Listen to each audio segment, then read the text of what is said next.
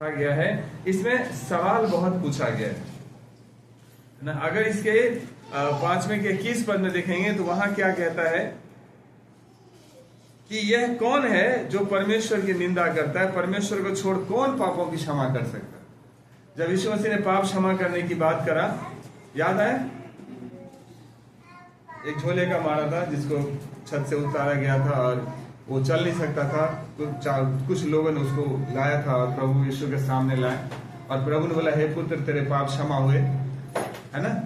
और फिर प्रभु ने क्या आसान क्या है कहना, क्या पाप क्षमा हुए ये कहना आसान है या ये कहना कि उठ और चल फिर। और तुरंत वो झोले का मारा उठकर अपने घर चला गया, अपना खाट लेके चला गया। हम सब लोग इस बातों को जानते हैं, बेहतर तरीके से जानते हैं। और वहां सवाल किया कि ये कौन है पापों की क्षमा कर सकता है। मेरे प्रिय, मैं आपको बता दूं, जीवन में पाप है, श्राप है, बीमारी है, दुष्ट आत्मा है या शैतान है, कुछ भी है, उसका 99% जो चांस होते हैं वो होते हैं पाप। सब लोग मेरे साथ हैं? पाप है। जिस तरह से अगर घर की आप सफाई नहीं करेंगे तो अपने आप वहां पर मच्छर मक्खी बैठेगा।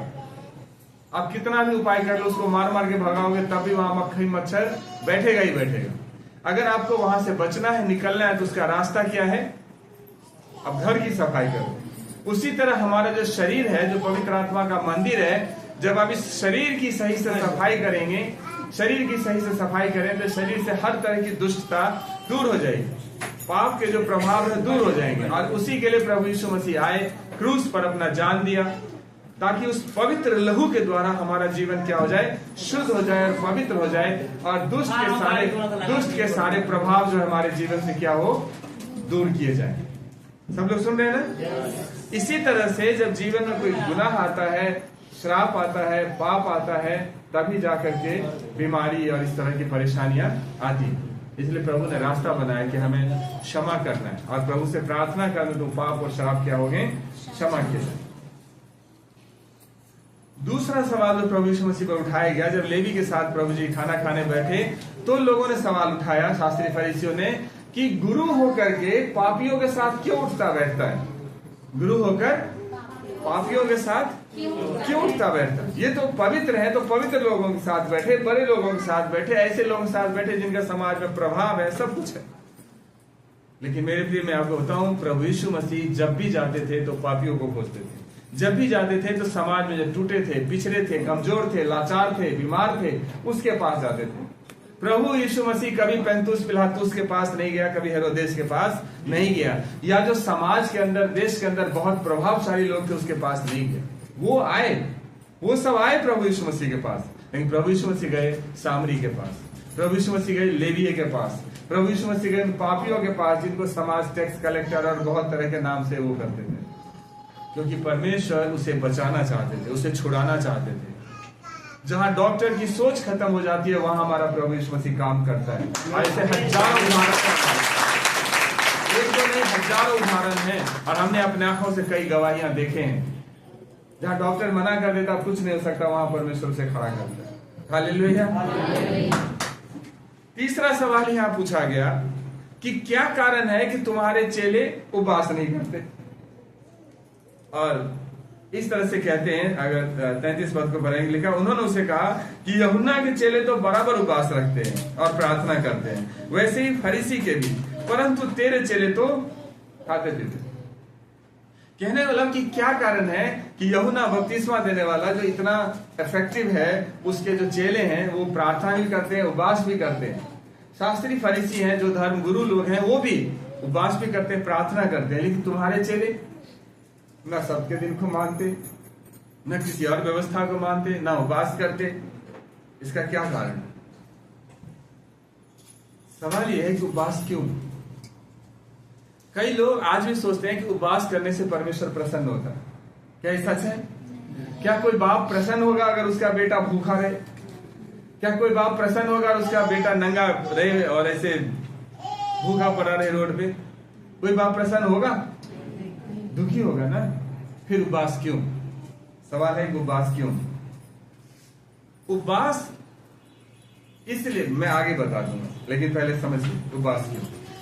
जो शास्त्री फरीसी की सोच थे, उन लोगों की सोच था वो ये था कि उपवास करने से आत्मिक रूप से हम बढ़ते हैं, आत्मिक रूप से अनुशासित होते हैं, उपवास करने से परमेश्वर को खुश करते हैं, ये सब बात है।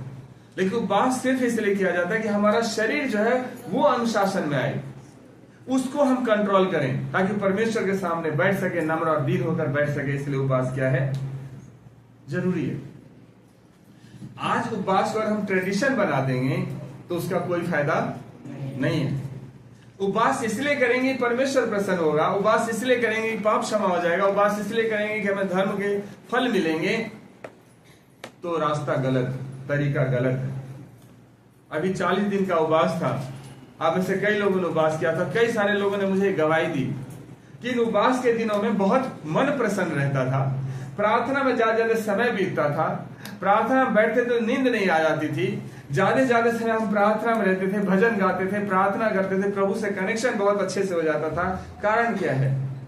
क्योंकि 40 दिनों में आपने खाना नहीं खाया, और खाना नहीं खाने के वजह से परमेश्वर के साथ एक अच्छा संबंध बना, शरीर आपका अनुशासित हुआ। बैठे थे प्रार्थना करने तो शरीर ने आपको डिस्टर्ब नहीं किया कि सो जा, मैं थक गया हूं। जब घुटने पर आए तो घुटनों में दर्द नहीं हुआ क्योंकि वजन ज्यादा थी, तो शरीर हल्का है, बैठ सकते हो। जब आंख बंद किया तो नींद का आना या दिमाग इधर उधर भागना नहीं था, क्योंकि शरीर अनुशासन में आ रहा था, और तब हम परमेश्वर के साथ अच्छे संबंध में जा रहे थे। पुराने नियम में यशायाह लिखते हैं कि जिस उपवास से मैं प्रसन्न होता हूं, अर्थात जिससे मनुष्य खुद को दीन करे, क्या तुम इस प्रकार करते हो? उपवास का मतलब खुद को दीन करना, ना कि दो लोगों को दिखाना, है ना। क्या सिर को झाव के समान झुकाना और नीचे टाट बिछाना और राख फैलाने को तुम उपवास और यहोवा के प्रसन्न होने का दिन कहते हो? यहूदी लोग जो उपवास करते थे तो सर पर राख डालते थे, है ना, और कंबल का जो मोटा वाला कपड़ा होता है, कन्वास कपड़ा, वो कपड़े कमर में लपेटते थे, टाट जिसको बोलते टाट पहनते थे, उसी पर बैठते भी थे, है ना।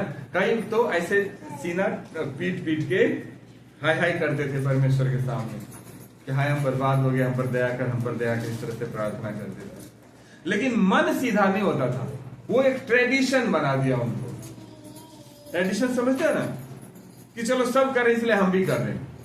परमेश्वर के साथ एक अच्छा संबंध नहीं बन रहा, इसलिए वो उपवास सार्थक नहीं हुआ।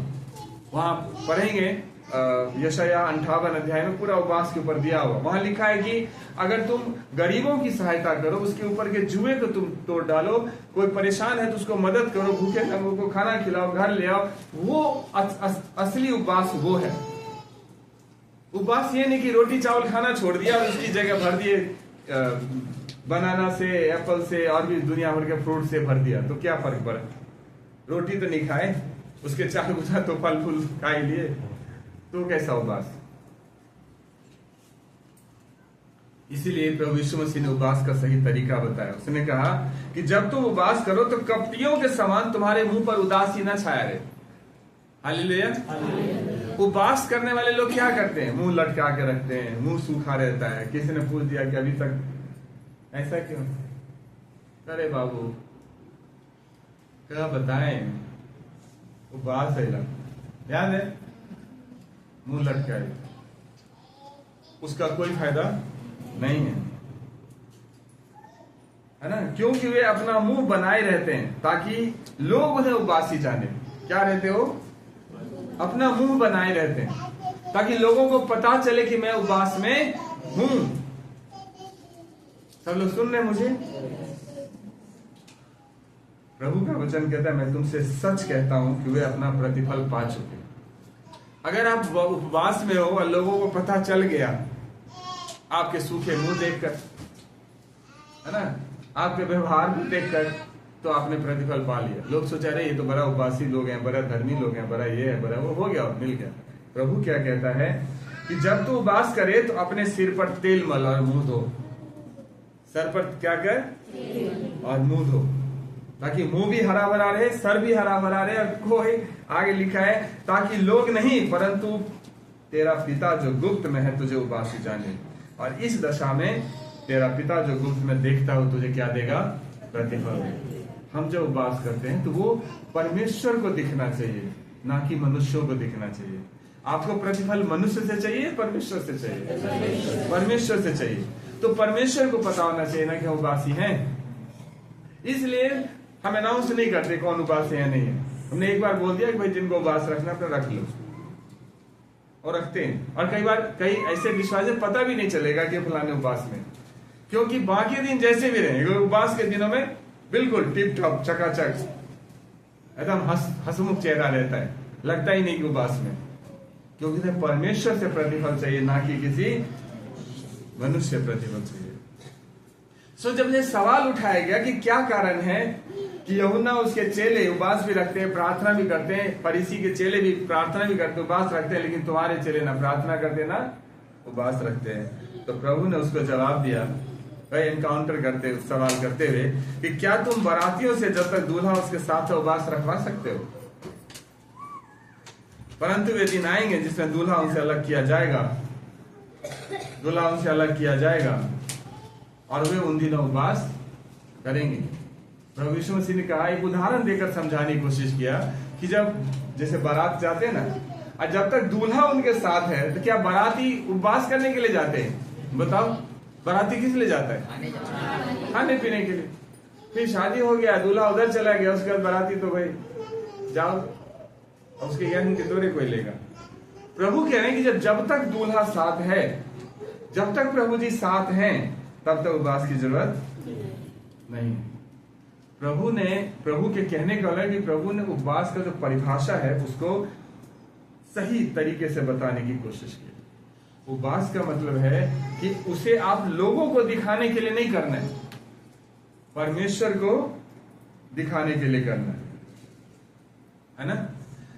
यहां लिखा है कि जब तक दूल्हा उनके साथ है, जब तक प्रभु यीशु मसीह शरीर में रहे, चेलों के साथ रहे, छोटी से छोटी और बड़ी से बड़ी समस्या के लिए कहा जाते थे, गुरु जी ऐसा हो गया, गुरु जी ऐसा हो गया, स्वामी ऐसा हो गया, यही प्रभु जी ऐसा हो गया, यही ना। और प्रभु फटाफट समस्या का समाधान निकालते थे। चाहे पौलुस का पानी में डूबने का सीन हो, चाहे वो आंधी तूफान में सबको डूबने का सीन हो, चाहे दुष्टात्मा नहीं निकला वो सीन हो, कहीं भी कोई भी परिस्थिति आया, सीधे प्रभु को बोलते प्रभु जी ऐसा, और प्रभु जी तुरंत उसका काम करते थे। लेकिन जब प्रभु यीशु मसीह क्रूस पर चढ़े, तीसरे दिन मरने से जी उठे, 40 दिन तक चेलों के साथ रहे, जब उसके बाद स्वर्ग पर उठा लिए गए, तब तो फिजिकल रूप से प्रभु जी नहीं है ना सामने, तो फिर किससे पूछें? तो तब जो पूछने का तरीका है वो है प्रार्थना। कौन सा तरीका है? क्योंकि प्रार्थना ही है जिसके द्वारा परमेश्वर से बातचीत कर सकते हैं। प्रार्थना ही है जिसके द्वारा परमेश्वर को बता सकते हैं कि आपकी प्रॉब्लम क्या है। प्रार्थना ही जिसके द्वारा आप अपने विश्वास को मजबूत कर सकते हैं। प्रार्थना ही है जिसके द्वारा आप परमेश्वर की महिमा और बड़ाई को कर सकते हैं। प्रार्थना ही जिसके द्वारा परमेश्वर से अपने अच्छे संबंध को बना सकते हैं। तो अब प्रभु जी हैं तो हमारे साथ, लेकिन हम इस आंखों से उन्हें देख नहीं सकते जैसा उस टाइम चेले देखते थे।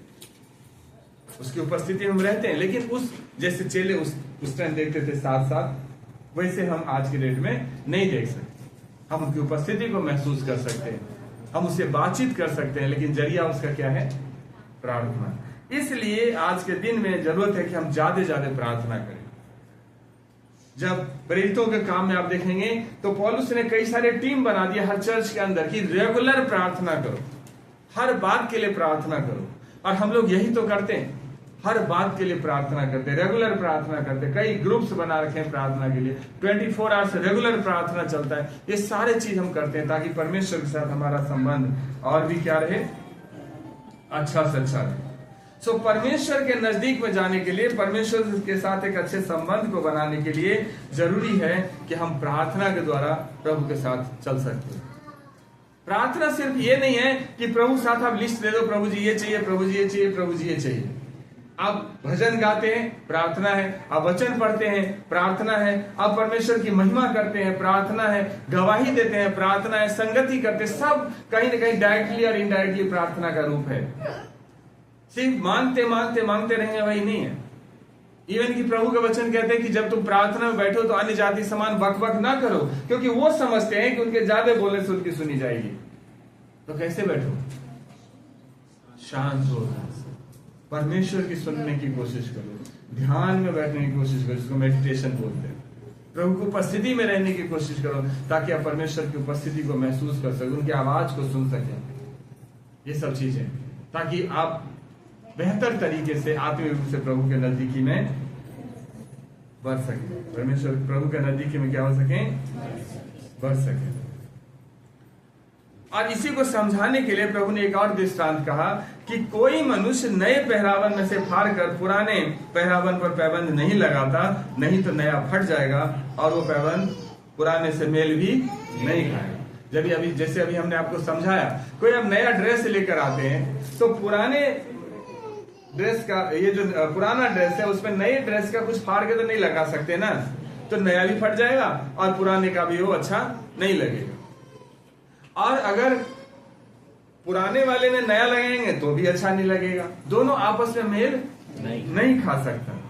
वही परमेश्वर का वचन कहता है कि अविश्वासियों के साथ असमान जुए में हम कैसे जुड़ सकते हैं।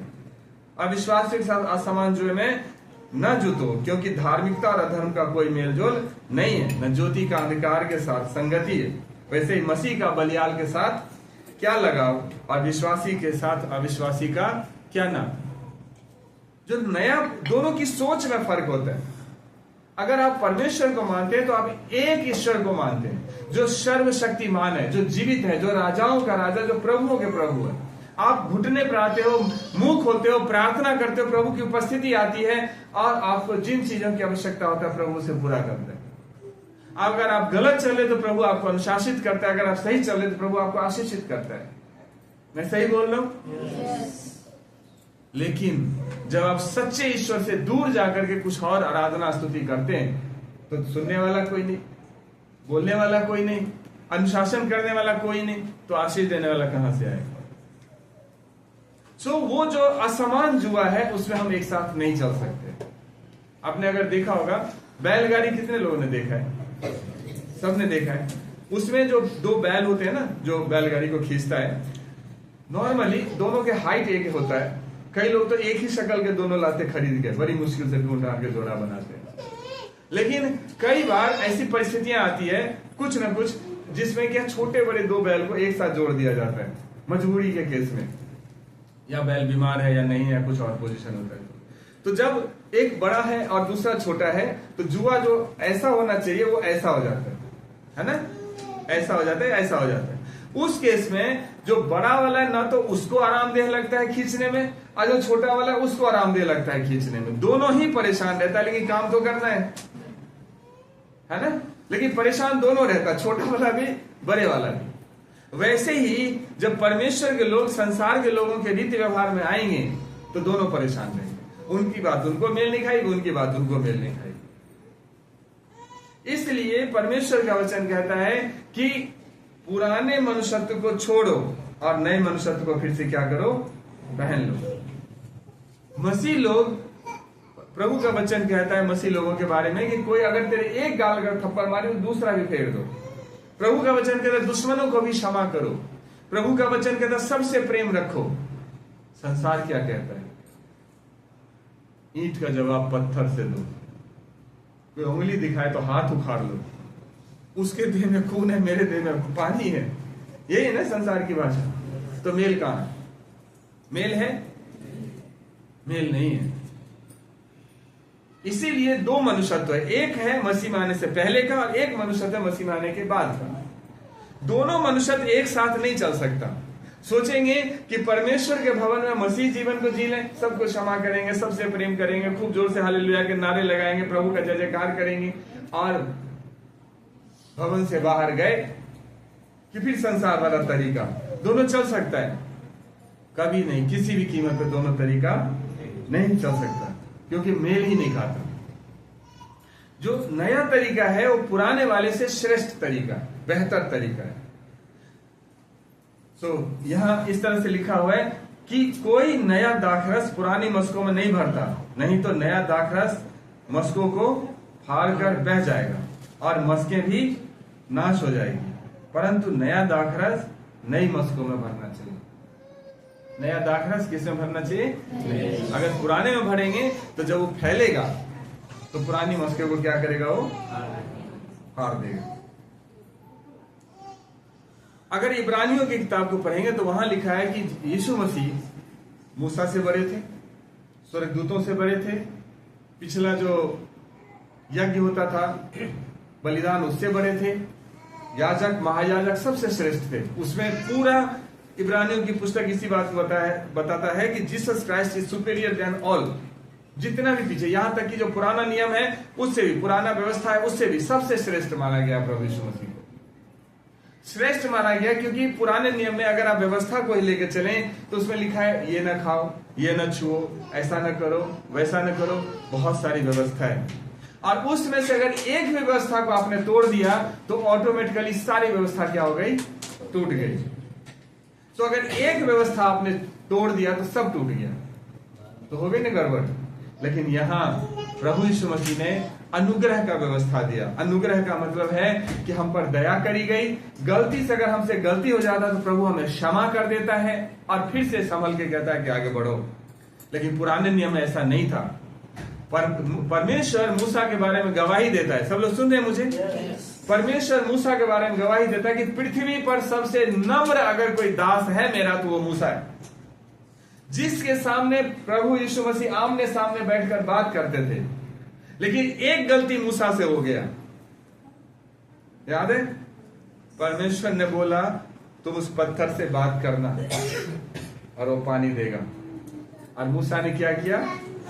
लाठी मारी, एक बार नहीं दो बार। पानी तो निकला लेकिन मूसा को पनिशमेंट मिल गया कि तू कनान देश नहीं जाएगा, तू प्रतिज्ञा के प्रदेश में नहीं जाएगा। आज अगर वो व्यवस्था रहता तो कौन जाता स्वर्ग? कोई नहीं। आज वो सारे आज्ञाओं को प्रभु यीशु मसीह ने पूरा कर दिया, अपने ऊपर लेकर के सबको पूरा कर दिया। आज हमें अनुग्रह में डाल दिया। अगर हमसे कोई गलती भी हो जाए तो भी हमारा परमेश्वर हमें क्या करता है? क्षमा कर देता है। स्वर्गदूत को कभी परमेश्वर ने पुत्र नहीं कहा, लेकिन प्रभु यीशु मसीह को बोला कि ये मेरा प्रिय पुत्र है जिससे मैं अति प्रसन्न हूं। दूत दूत होता है, पुत्र पुत्र होता है ना?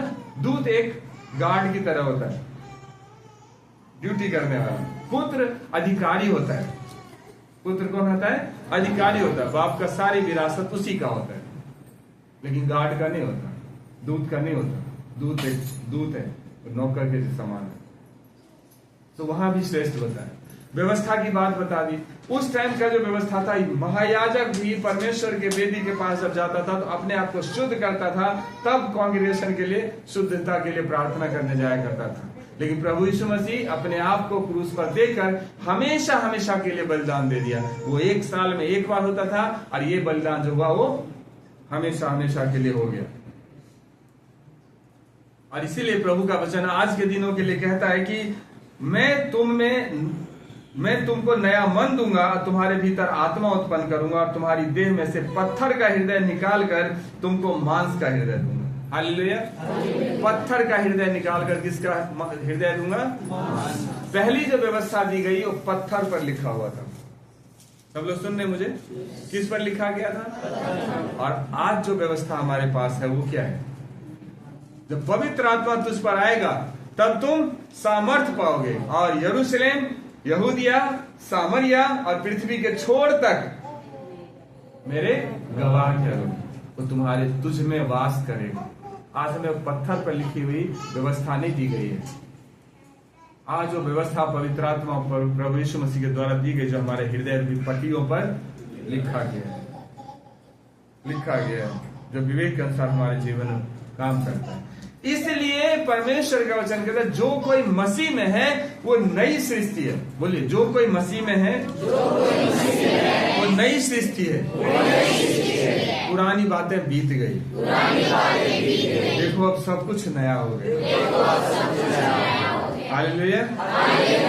जब आप प्रभु में आते हैं तो सारी पुरानी बातें बीत जाएगी। जैसे ब्लैक बोर्ड होती ना, ब्लैक बोर्ड को अगर हम मिटाएंगे तो मिटाने के बावजूद भी उसमें कुछ ना कुछ लिखा हुआ दिख जाएगा, है ना? लेकिन आप उसको धो डालेंगे तो ब्लैक बोर्ड फिर का जैसे का तैसे नया हो जाएगा, फिर से रेडी है पहले के जैसे, नया के जैसे लिखने के लिए। प्रभु यीशु मसीह ने हमारे जीवन से, मसीह में आने से पहले जितने भी श्राप थे, पाप थे, गुनाह थे, सबको यीशु के लहू के द्वारा धो करके क्या कर दिया गया है? शुद्ध कर दिया गया। अब हमारे पुराने जीवन का रिकॉर्ड हमारे प्रभु के पास नहीं है, मिटा दिया उन्होंने। लेकिन दुख की बात नहीं ये है कि जिस रिकॉर्ड को प्रभु ने डिलीट कर दिया, उस रिकॉर्ड को हम अपने इस माइंड में लेके चलते। उसने मेरे को ऐसा बोला था, उसने मेरे को ये कहा था, उसने मेरे को ये कहा था, हम रिमाइंड करते रहते। प्रभु कहते अरे हमने उसको मिटा दिया, डिलीट कर दिया, इरेज कर दिया, हटाओ, खत्म करो कहानी। ये हम उसको बार बार रिपीट करते हैं। यहाँ क्या लिखा? Old one is passed away. हर पहली बातें, पुरानी बातें सब क्या हो गई? बीत गई, खत्म हो गया।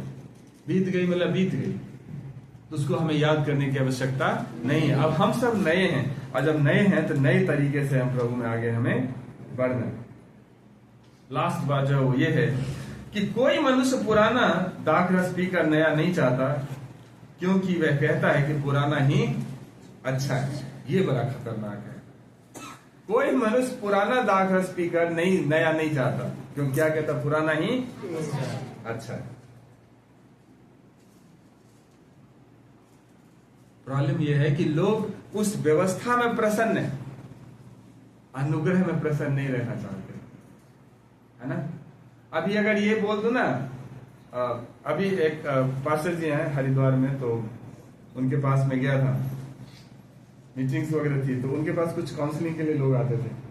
तो वो बोलते थे कि जब नए लोग आते थे तो उनको कहते थे, नया नियम देते थे, ध्यान सुनिए, नया नियम देते थे, कहते थे 40 दिन 1 घंटे सुबह 1 घंटे शाम आपको इसको पढ़ना है, और नहा धो के और टाट बिछा के उस पर आराम से बैठ के, आप कमर बिछा के आपको आराम से पढ़ना है। तो मुझे बड़ा उटपटांग सा लगा। वो काउंसलिंग करे थे, मैंने डिस्टर्ब नहीं किया। जब हो गया, सब लोग चले गए, तब मैंने पूछा कि पास्टर जी आप जो बता रहे थे ये मुझे थोड़ा सा अजीब सा लगा, क्योंकि बिब्लिकल ऐसा कुछ दिख नहीं रहा। मतलब ठीक है, बिब्लिकल नहीं है, लेकिन क्या है कि जिस माहौल में हम हैं ना, अगर इनको सीधे ऐसे आए प्रार्थना करते हैं कहीं चले जाओ प्रभु आपको ठीक कर दिया, तो उनको लगेगा इन्होंने कुछ नहीं किया, इन्होंने कुछ नहीं किया। लेकिन जब इनको हम एक सबक दे देते हैं कि आपको 1 घंटा पर डे सुबह बैठना है, 1 घंटे शाम आपको बैठना है, इस तरह से बैठना, इस तरह से प्रार्थना करते, उनको लगता है हाँ कुछ मेरे साथ हुआ, क्योंकि उनको वो व्यवस्था की बातें जो है वो सिस्टम बना हुआ है, तो उन्हीं सिस्टम में जाना वो क्या करते हैं? पसंद करते हैं। वही जो पहले का जो चीज अपना लिया है ना, वो जल्दी छूटता नहीं है। सच्चाई यह है कि दुनिया में जितने लोग हैं, जब पहला मनुष्य से लेकर अंतिम मनुष्य तक, सबको परमेश्वर के सिंहासन के सामने खड़ा होना पड़ेगा न्याय के दिन के लिए।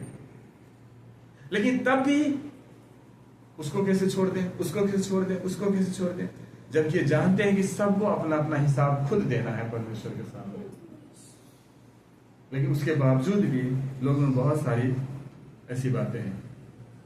प्रभु यीशु मसीह हमें अनुग्रह के अनुसार चलाते हैं, वो व्यवस्था के अनुसार जीना चाहते हैं। वो कैसा जीना चाहते हैं? व्यवस्था, वो उनको अच्छा लगता है। और वही त्रुटि है, वही प्रॉब्लम है,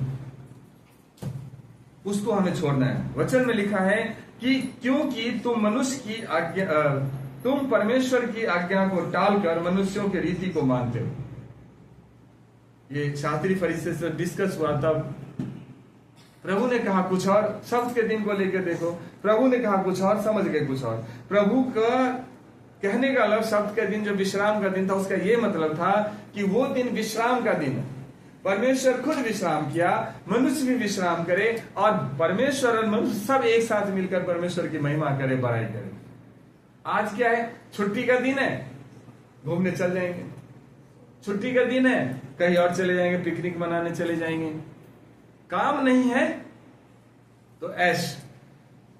भूल जाते हैं कि वो परमेश्वर ने इसलिए दिन ठहराया कि हम परमेश्वर की महिमा करें, परमेश्वर की बड़ाई करें। शास्त्री फरीसी लोगों ने उस दिन को क्या बना दिया कि कोई भी काम नहीं करना। चलो कोई काम नहीं करना, कम से कम परमेश्वर की आराधना तो करो। उसमें ही बहुत सारे नियम कानून।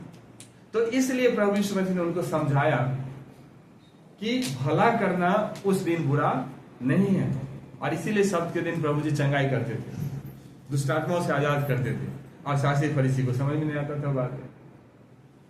परमेश्वर ने जो व्यवस्था दिया उसको लोगों ने छोड़कर जो मनुष्यों ने आज्ञा दी उसको मानना शुरू कर दिया, और उसने उनसे कहा कि तुम अपनी रीतियों को मानने के लिए परमेश्वर की आज्ञा कैसी अच्छी तरह टाल देते हो। इस प्रकार तुम अपनी रीतियों से जिन्हें तुमने ठहराया है परमेश्वर का वचन टाल देते हो, और ऐसे ऐसे बहुत से काम करते हो।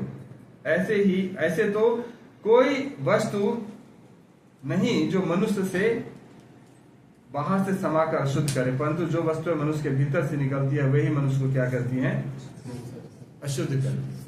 आज शुद्ध अशुद्ध की बात अगर करें तो कहते हैं लहसुन खाने से अशुद्ध हो जाता है, प्याज खाने से अशुद्ध हो जाता है ना, और मांस खाने से अशुद्ध हो जाता है। सबके अपने विचार हैं, लेकिन प्रभु का वचन क्या कहता है कि मनुष्य के अंदर कुछ जाकर के मनुष्य को अशुद्ध नहीं करता।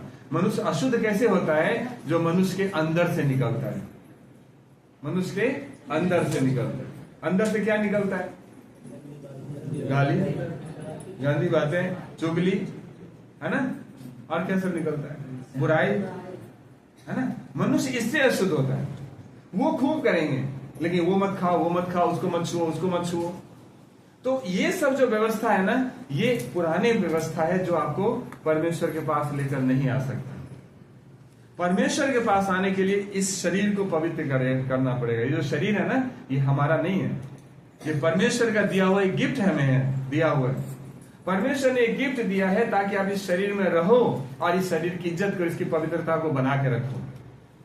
और जितनी पवित्रता से शरीर को रखोगे, इस शरीर में परमेश्वर वास करता है। और पवित्र नहीं रखोगे, इसमें कौन वास करेगा, दुष्टात्मा वास करेगा। गंदगी रहेगी तो क्या होगा, वहां पर मक्खी मच्छर आएंगे ना, नहीं आएंगे, और मक्खी मच्छर आएंगे तो बीमारियां भी आएगी। वही इस शरीर का हाल है। इसको अगर पवित्र रखोगे तो परमेश्वर की वास होगी इसमें, और पवित्र नहीं रखोगे, अशुद्ध रखोगे, तो दुष्टात्मा शैतान वास करेगा। शैतान वास करेगा तो दुनिया भर की चीजें बवाल लेके आएगा। इसलिए इसको पवित्र रखना है ना, पवित्र। और पवित्र कब रख सकते हैं, पहला जो तरीका वो यह है कि सर्वशक्तिमान परमेश्वर जिसने पूरी जहां को बनाया, हर मनुष्य को बनाया, सबको बनाया, उसको अपने जीवन में पहला स्थान देना सीखो, है ना। वो जरूरी है। मुंह से गलत बात निकालना छोड़ो, बुराइयां करना छोड़ो, चुगली करना छोड़ो। अगर नहीं बनता है तो कम बोलो।